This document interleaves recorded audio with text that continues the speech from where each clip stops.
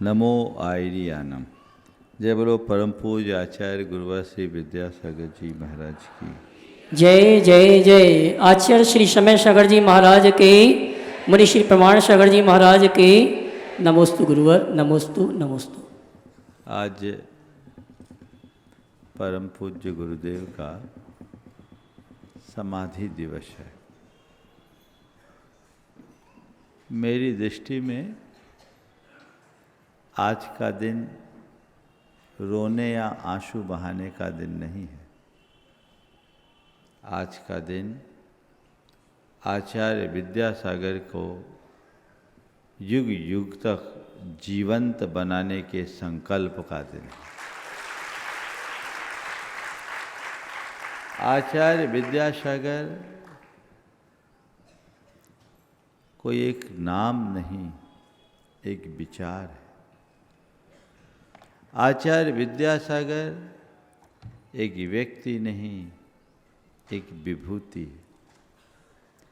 एक ऐसा विचार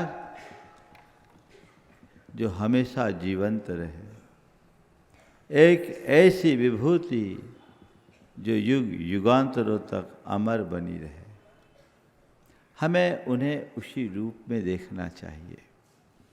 अगर हम गुरुदेव को एक व्यक्ति के रूप में देखते हैं तो हम उन्हें बहुत छोटा बनाते हैं, और यदि हम उन्हें एक विभूति के रूप में देखते हैं तो हमें आचार्य विद्यासागर में गौतम स्वामी दिख जाते हैं, आचार्य विद्यासागर में भद्र बाहु दिख जाते हैं, आचार्य विद्यासागर में आचार्य कुंद के दर्शन मिल जाते हैं, आचार्य विद्यासागर में समंत भद्र दिखाई पड़ने लगते हैं, आचार्य विद्यासागर में पूज्यपाद अकलंक और वीर सेन की छवि दिखती है। आचार्य विद्यासागर में वे सारी विभूतियाँ दिख जाती है जिससे श्रमण परंपरा पल्लवित रही।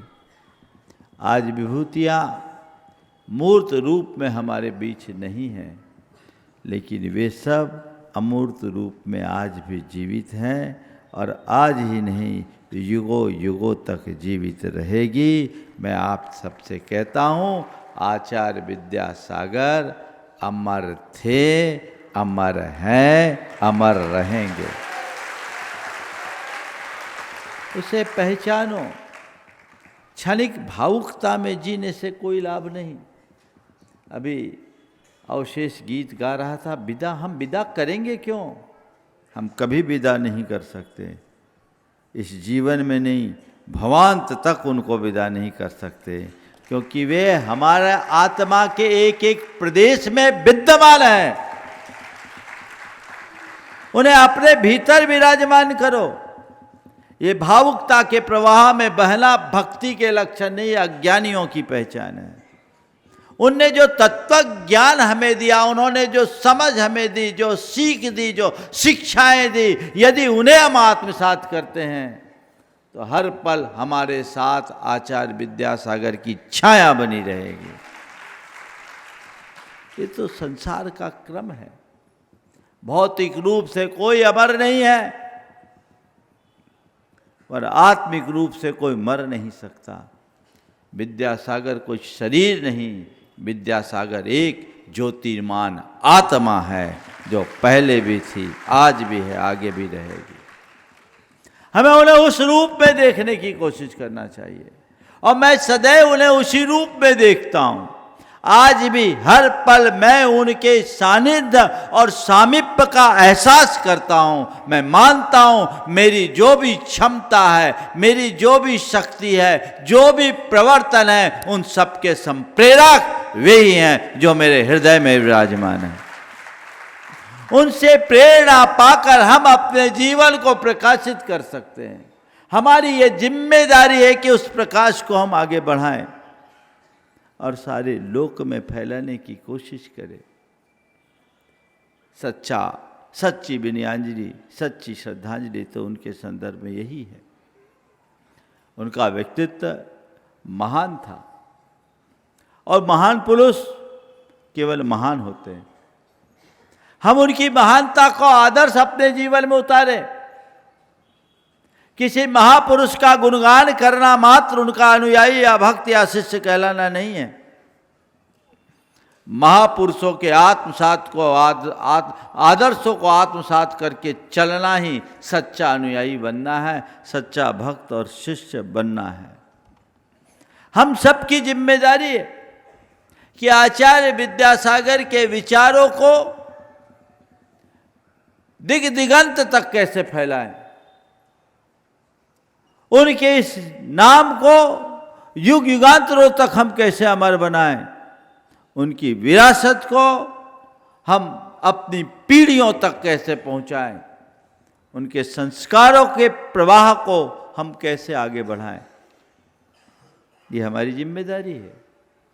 हम उस दिशा में काम करें, बाकी चीज़ों में न बटे। आज विडंबना है कि लोग और बातों में उलझ रहे हैं, उसके आधार पर अपना अपना प्रमाण पत्र ले रहे और बांट रहे हैं। कौन कितना निष्ठावान है, कौन कितना निकट है, कौन कितना संघ का समर्थक है, कौन कितना संघ से का विरोधी है, ये सब बहुत क्षुद्र बातें। इन सब बातों से ऊपर उठना चाहिए। और सबसे पहली बात तो आज हमें हम और वे को मिटाकर हम सबको एक होना चाहिए, चाहे संघ हो या समाज। व्यापकता से बात करना चाहिए। हालांकि हर महापुरुष के जीवन काल के बाद ऐसा होता रहा है और आचार्य विद्यासागर एक महापुरुष थे, ये सब उसका ही प्रमाण है, ऐसा मैं मानता हूँ। लेकिन हमें यहाँ रुकने की जरूरत नहीं है। हमें उनके रास्ते को आगे बढ़ाने के लिए संकल्पित होने की आवश्यकता है। हम आचार्य श्री को अगर देखें तो उनकी 4 बातों को अपने जीवन में आत्मसात करें और उसे आगे बढ़ाने की कोशिश करें।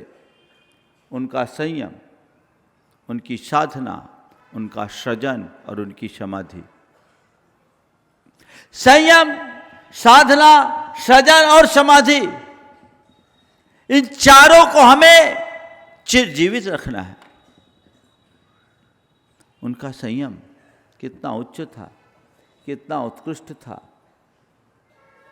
वो आज जो जन जन के हृदय में बसे हैं, उसका मूल कारण क्या है?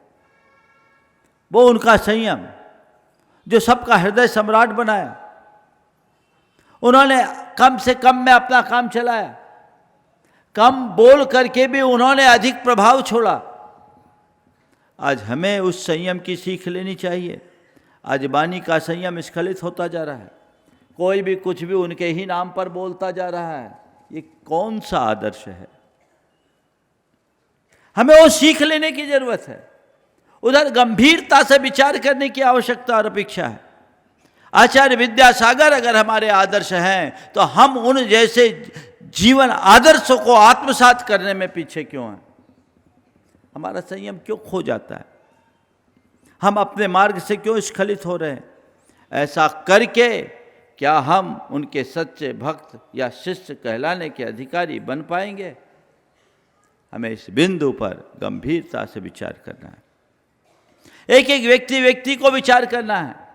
मैं बैठ करके गुरुदेव का बहुत लंबा गुणगान भी कर सकता हूँ, लेकिन मैं मानता हूँ किसी महापुरुष का गुणगान मात्र उनके प्रति सच्ची विनयाञ्जलि नहीं है। सच्चे अर्थों में उनके गुणों को आत्मसात करना ही उनका वास्तविक गुणगान है। हम उन गुणों को आत्मसात करें और औरों के हृदय में उन गुणों का प्रकाश फैलाए, ये हमारा प्रयास होना चाहिए। हम लोगों ने पूजाएं तो बहुत की है, मगर जिनको पूजा है उनको अपने जीवन में कितना उतारा, हमें ये देखने की जरूरत है। संत कहते हैं तुम जिनकी पूजा करते हो उनको स्वीकार करने की कोशिश करो। जब तक भीतर से स्वीकारोगे नहीं, तुम्हारा उद्धार नहीं होगा। जीवन की दिशा बननी चाहिए, दृष्टि मिलनी चाहिए। उनके संयम की सीख आज हर कोई को होना चाहिए। एक एक व्यक्ति में वो संयम होना चाहिए। अगर तुम विद्यासागर के नाम पर भी असंयम का परिचय दोगे तो फिर तुम सच्चे अर्थों में आचार्य विद्यासागर के कृपा पात्र नहीं बन पाओगे। ये चीज़ें हर कोई को समझना है, गंभीरता से विचार करना है।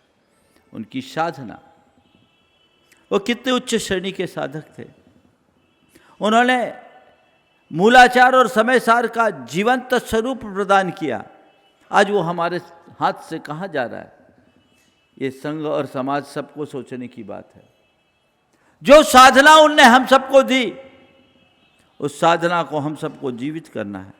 मुझे याद है जब नेमावर में उन्होंने 23 दीक्षाएं दी थी। मूलाचार पढ़ाते थे, मूलाचार प्रदीप, और उस समय गुरुदेव ने एक व्यवस्था बनाई, 9 दीक्षितों को आगे और हम सब पुराने दीक्षितों को पीछे बैठाते थे। केवल मुनियों की कक्षा थी। और एक दिन वो पढ़ाते पढ़ाते उन्होंने बहुत अच्छी बात कही कि आप लोगों को वो सुख नहीं मिलता जो मुझे मिल रहा है। आप लोगों को वो सुख नहीं मिलता जो मुझे मिल रहा है, क्योंकि आप सब मुझे देख रहे हो और मैं आप सब के रूप में एक साथ 48 मुनियों को देख रहा हूँ। ऊपर बैठे आप सब केवल मुझे देख रहे हो और मैं आप सब के रूप में 48 मुनियों को देख रहा हूँ। और उन्होंने कहा, मैं आप सब के भीतर आचार्य कुंद कुंद की छवि देखना चाहता हूँ। ये उनका आदर्श था, ये उनकी साधना थी।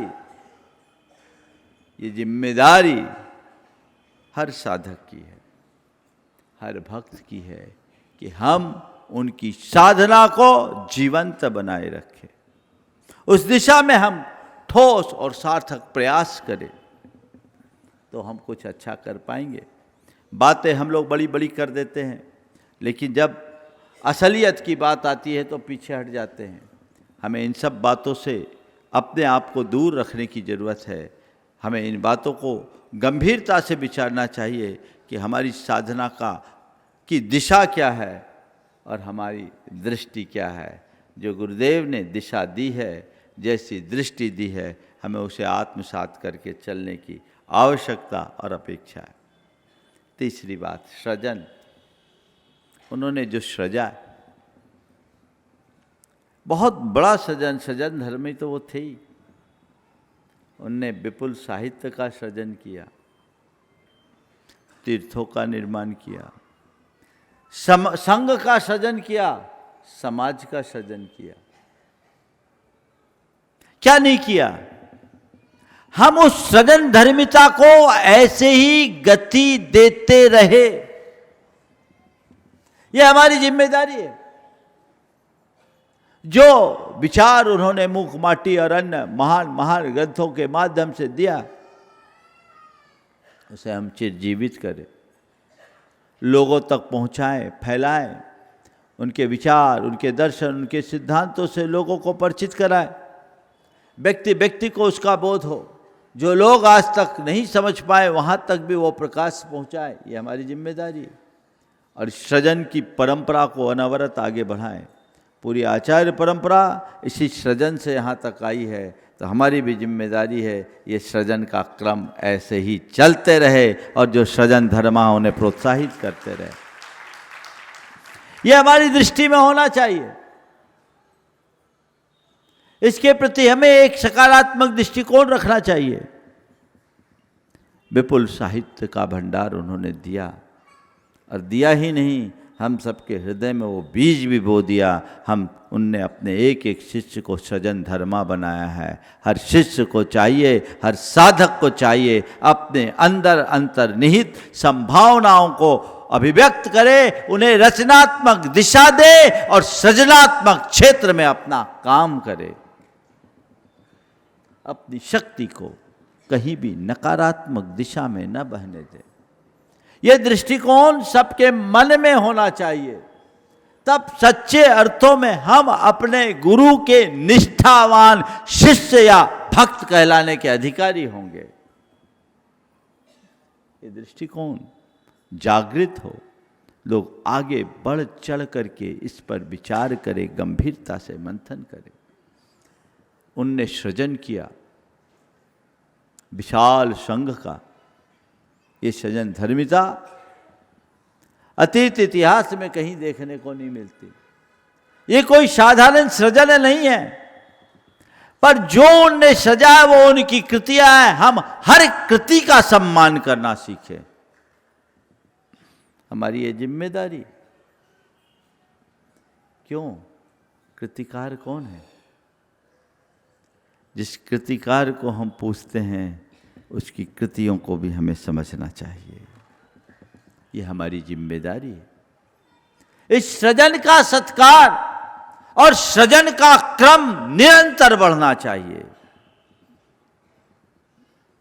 उनने बड़े बड़े तीर्थों का सृजन किया, नवनिर्माण और पुनरुद्धार जैसा उनने किया आने वाले शताब्दियों में कोई नहीं कर सकता। अतीत में भी किसी ने किया ऐसा इतिहास नहीं दिखता।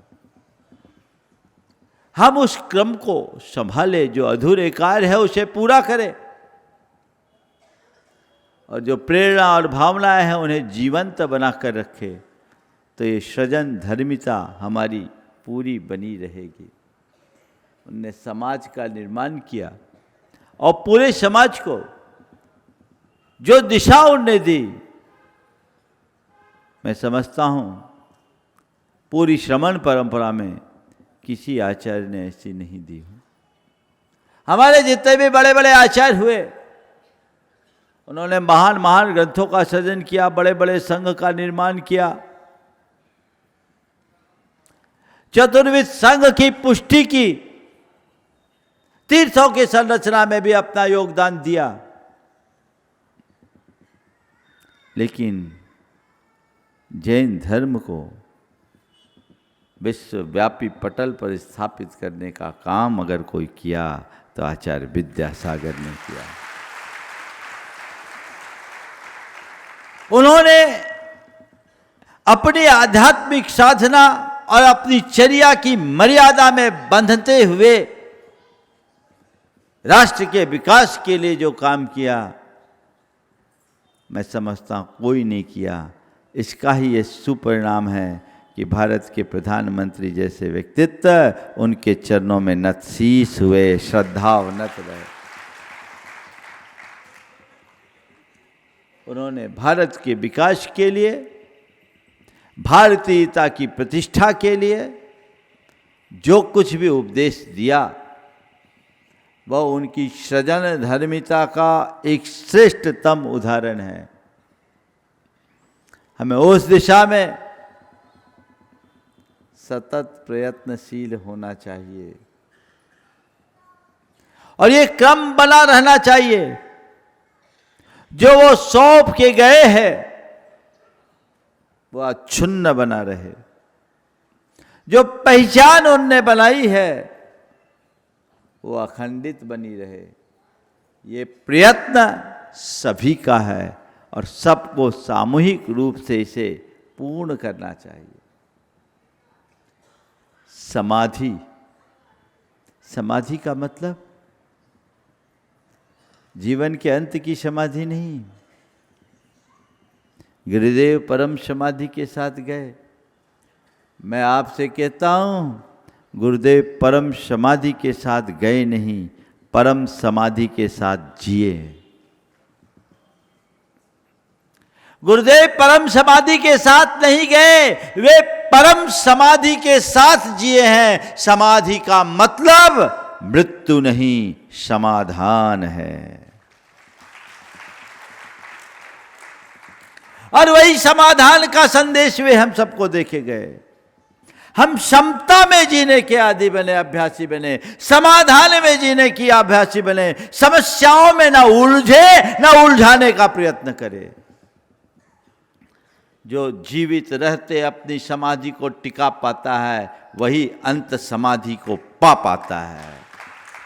आज हमारी समाधि खत्म हो जाए तो सब कुछ खत्म हो जाए। हम लोग रोज बोलते हैं बोधि, समाधि, परिणाम शुद्धि, स्वात्मोपलब्धि, शीशौख सिद्धि, चिंतामणि, चिंतित वस्तु दाने, ताम बंध मानस्य ममास्तु देवी। जिस समाधि की हम रोज कामना करते हैं, गुरुदेव उसके जीवंत मूर्त स्वरूप थे, प्रतिमूर्ति थे। वो समाधि का संदेश हम सबके कानों में गूंजना चाहिए। उसे आत्मसात करके हमें आगे बढ़ने का प्रयत्न करना चाहिए। यदि इन सूत्रों को सभी अपना ले तो कहीं किसी प्रकार की विसंगतियां ही न बने। आज यत्किंचित कहीं कहीं जो धुआं उड़ता दिखता है ना, उसकी वजह क्या है, उसकी जड़ क्या है, कौन ये फिजा बिगाड़ रहा है, ये हवा कहाँ से आ रही है, हमें इस पर गंभीरता से विचारना चाहिए। और ऐसे लोगों को प्रोत्साहित नहीं करना, उन्हें हतोत्साहित करना चाहिए। हमें धर्म और समाज के क्षेत्र में सदैव ऐसे वातावरण को निर्मित करने का प्रयत्न करना चाहिए जो सबको समरसता का पाठ पढ़ाए, सबके जीवन में सुख शांति को स्थापित करे। ये मार्ग गुरुदेव का रहा है। वो बहुत समता में जिए, पल पल समता में रहे। उनके जीवन में न जाने कितने प्रकार की विसंगतियाँ आई, पर हमने देखा है कि बड़ी बड़ी विसंगति को भी वे बहुत सहजता से जिए। उनके जीवन का एक उसूल था प्रतिक्रिया मुक्त जीवन। उन्हें प्रतिक्रियाएं नहीं दी, क्षमता में जिए, यही उनकी समाधि थी। दो घटनाएं बताता हूं। पंडित सागरमल जी विदिशा, उन्होंने एक घटना मुझे सुनाई 1990-91 में।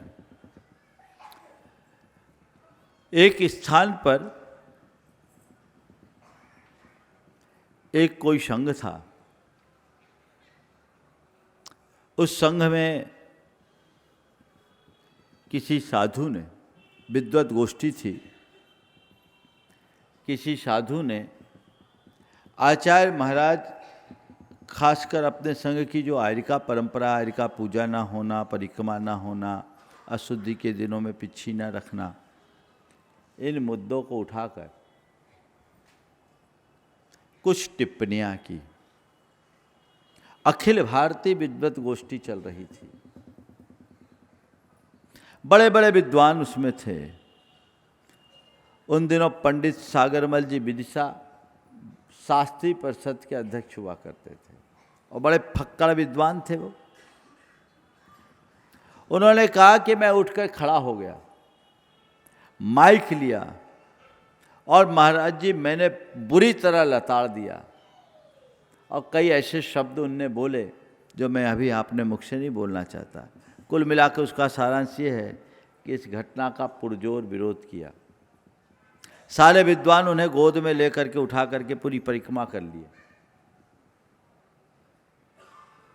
उसके बाद गुरुदेव मुक्तागिर में थे।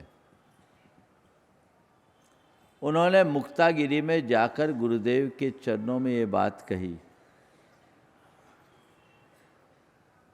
कि ऐसा ऐसा हुआ है और मैं ऐसा करके आया हूँ, ऐसा ऐसा हुआ है और मैं ऐसा करके आया हूँ।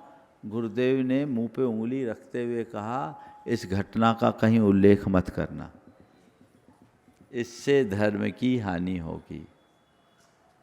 इस घटना का कहीं उल्लेख मत करना, इससे धर्म की हानि होगी। उनने कहा गुरुदेव नहीं पचोगे।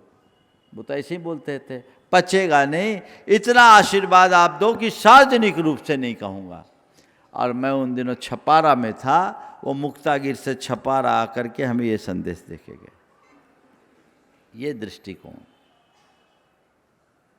विरोधी की बातों को भी वे समता से सुनते थे। सच्चे अर्थों में उनने अपने जीवन काल में किसी को विरोधी माना ही नहीं।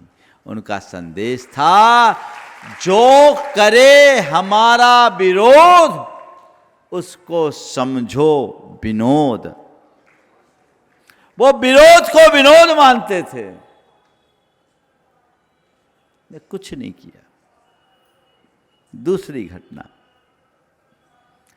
मड़िया जी में चातुर्मास था 1988 में। नैनागिर का पंचकल्याणक प्रतिष्ठा महोत्सव हुआ। प्रतिमाएं प्रतिष्ठित हुई। गुरुदेव ने कभी नहीं देखा किस प्रतिमा में क्या प्रशस्ति लिखी गई, क्या नहीं लिखी गई। प्रशस्ति का मैटर मुनियों से है ही नहीं जुड़ा हुआ। आज भले लोग तूल देते हैं उसको,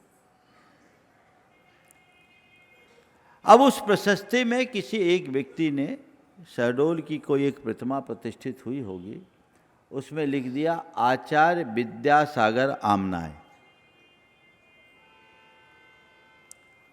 आप सबकी जानकारी के लिए मैं बताऊं, 1994 तक की प्रशस्तियों में आचार्य ज्ञान सागर जी तक का नाम नहीं है। इसमें आपके मड़िया जी के पीछनहारी की प्रशस्ति भी शामिल है, नंदीश्वर द्वीप के।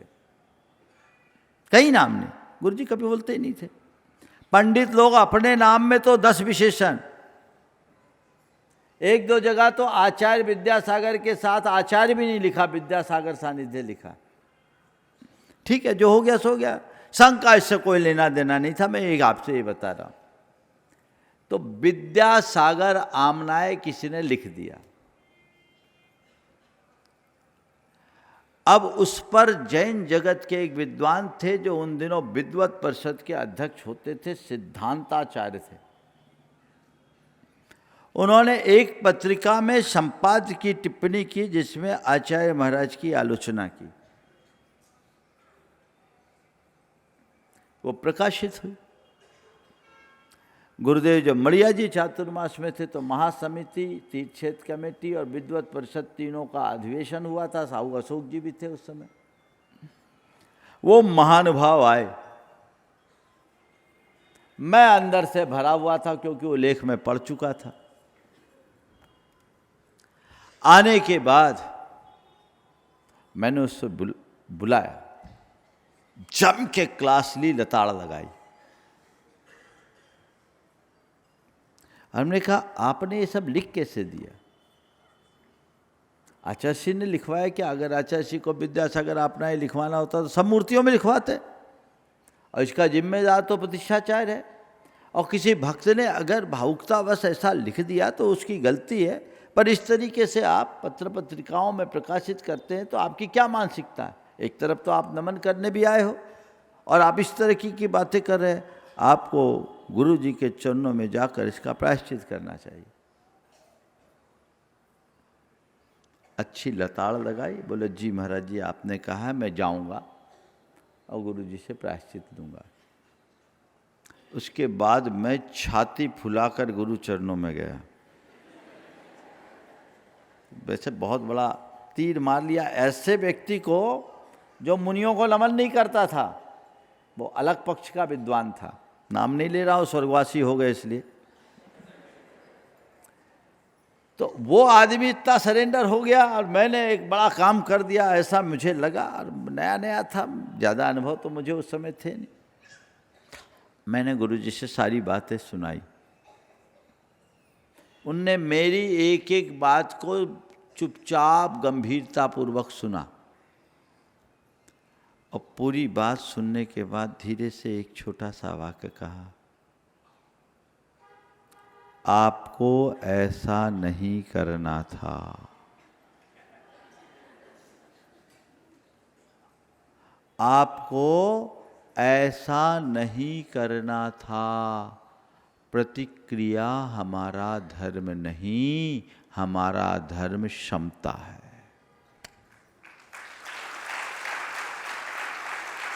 इस वाक्य ने मुझे उठा के फेंक दिया। मैंने गुरु चरणों में अपना शीश रखा।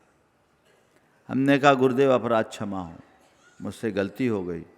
आपकी आज्ञा के बिना मैंने ये कार्य कर दिया, पर क्या बताऊं, मेरे लिए कुछ लिखा होता तो मैं सह लेता। आपके लिए कहा सो सहा नहीं गया। आप मुझे जो भी प्रायश्चित देना चाहें सो दे दें। बात तो आगे हुई, लेकिन उनका जो संदेश है आज भी वो छवि मेरी आंखों के सामने उभर रही। ये आचार्य विद्यासागर जो हर पल समाधि में रहते थे। कई लोग उनकी समाधि पे ही सवाल उठा देते।